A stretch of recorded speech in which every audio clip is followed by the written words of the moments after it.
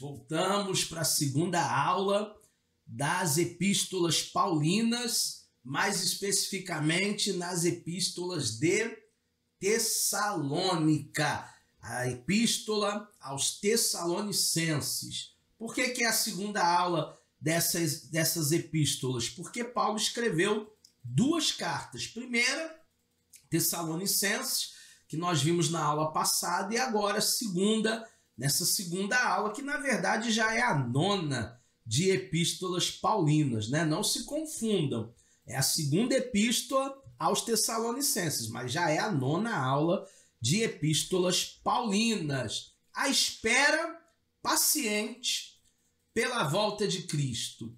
Os cristãos tessalonicenses continuaram confusos com o assunto da prometida volta de Cristo.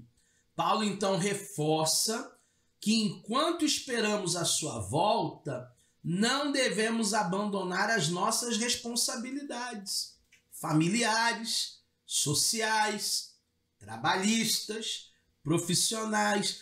Tinha gente abandonando tudo e vivendo pela fé. Não queriam mais trabalhar, não queriam mais produzir, porque diziam que Jesus já estava voltando. Para que trabalhar se Jesus está voltando? Então Paulo ele vai reforçar novamente que as nossas responsabilidades elas não devem ser abandonadas. É claro que Jesus vai voltar, mas enquanto ele não volta, eu preciso esperá-lo produzindo, trabalhando, sendo o provedor da minha casa, sendo o provedor do meu lar. Falando um pouco sobre autoridade, a igreja primitiva não tinha dúvidas de que Paulo escreveu essa segunda carta aos Tessalonicenses. Já a data é provável que tenha sido pelo menos 6 meses depois da primeira epístola aos Tessalonicenses. Então você sempre conta assim, pega a data lá de 1 Tessalonicenses, aproximadamente de 50, 51, e coloca ali pelo menos mais uns 6 meses à frente. Aí você vai ter a data aproximada, porque tudo na Bíblia é aproximado, tá? Nós não temos exatidão de datas, mas aproximadamente 6 meses depois. Falando um pouquinho sobre o histórico da segunda carta aos Tessalonicenses, os falsos mestres apareceram apenas uma década depois da morte de Cristo na igreja. Podia demorar para aparecer falso mestre, né? Podia dar um descanso, mas não. Jesus morreu quase que uma década depois da morte de Cristo, já tinha falso mestre falando bobagem. Paulo revela um problema perturbador. As pessoas estavam forjando cartas que supostamente seriam escritas por Paulo, espalhando falsos rumores de que Jesus já estava na terra. Gente, o pecado aí é grave, né? O problema é grave. Primeiro, escreveu uma coisa que não é bíblico. As escrituras não falavam isso. Segundo, ainda dizer que foi Paulo que escreveu. Então o problema aí é duplo. Vamos fazer um esboço dessa segunda Tessalonicenses, capítulo 1, de 1 a 2, saudações de Paulo, de Silas e de Timóteo. 3 e 4, a oração de graças pela fé dos Tessalonicenses. Não é oração, não, é a ação de graças pela fé aos Tessalonicenses. Do 5 ao 12, o encorajamento durante a perseguição. As perseguições eram ferrenhas naquela época.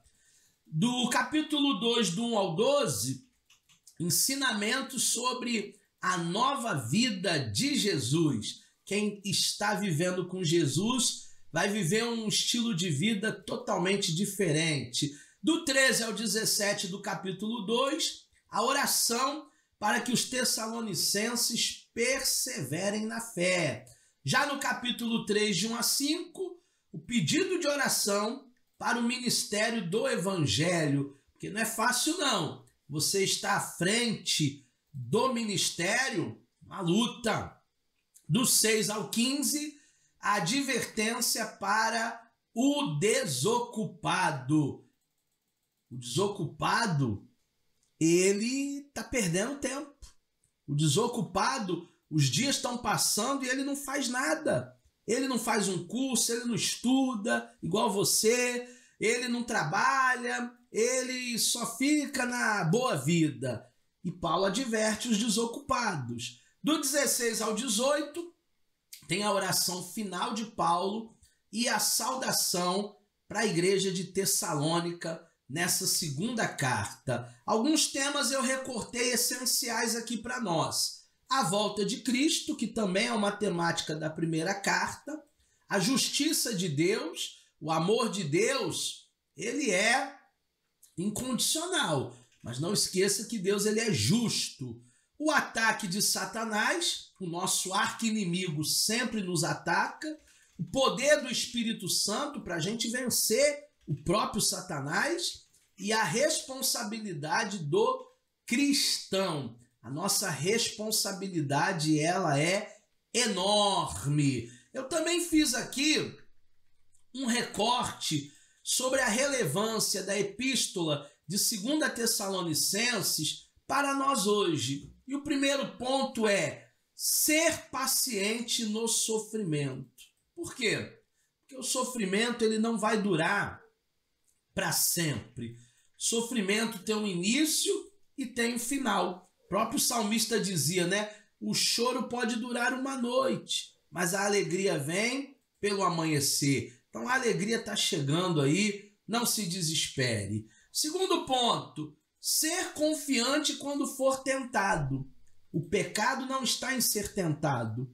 O pecado está em cair em tentação. Nós não podemos cair em tentação. Então nós precisamos ter confiança em Deus, confiança na palavra, saber que não existe tentação maior do qual não possamos resistir e não ceder, né? Não dar motivos ali para cair em pecado. Terceiro, ser cuidadoso em relação ao que acreditamos. No que você acredita? Se acredita em Deus? Seja cuidadoso com o evangelho. No que você acredita? Você acredita na cura?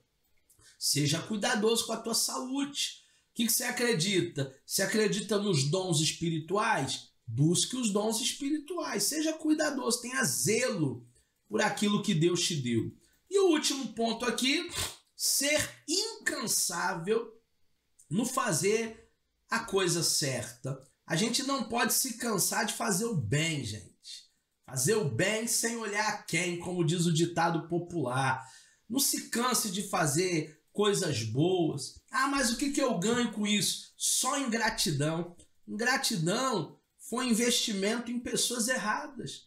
A gente acreditou, a gente investiu, mas as pessoas elas são ingratas. Mas não é porque 1, 2 ou meia dúzia foram ingratos comigo que todo mundo vai ser, de maneira nenhuma. Então seja grato a Deus por tudo aquilo que Deus ele tem feito na sua vida, na sua casa, na sua família e continue fazendo bem até para quem não merece. Tem gente que não merece não, mas faça o bem para ele também, tá bom? Essa foi nossa aula de número 9. Fechamos aqui as cartas aos Tessalonicenses. Na próxima aula a gente vai falar da Epístola Paulina a Timóteo, tá bom? Até lá!